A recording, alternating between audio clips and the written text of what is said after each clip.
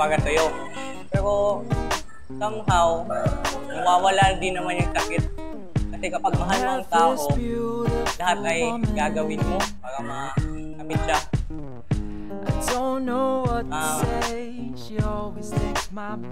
Marami pa namang babae na pwedeng maling dyan.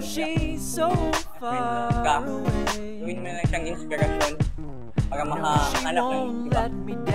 Kiramdam, masakit, pero carry lang. Actually, it depends on how you accept the fact that she doesn't want you. In that kind of way. Pero hindi naman lahat ng babae ay ganyan. Actually, people learn to accept and people don't learn to accept. And if you regret, well, you're on your own. And that's all I can say about Friend zone.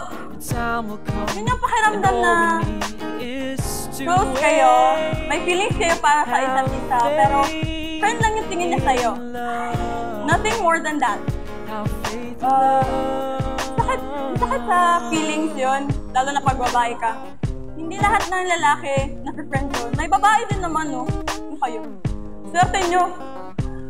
Yung hindi naman lahat ng girls nagpapaligaw. Minsan, yung girls din nag-e-effort para din sa kanila, para sa inyo. Pero hindi nyo lang napapansin kasi busy kayo tumingin sa ibang babae. Yung feeling na masaya kayo, nakasama siya, pero mas masaya siyang kasama yung ibang tao. Kaya mga kapamilya, manood po kayo ng Friend Zone na sa direksyon ni Carlos Umayag na isinulat ni Marcelo Santos III. So napakaganda po nitong pelikula namin. So marami pong makaka-relate sa pelikulang ito. So ito ay isang must-watch movie. Kaya yun. Tapos ipapalabas namin ito ngayong darating na February 14, 2014. Kaya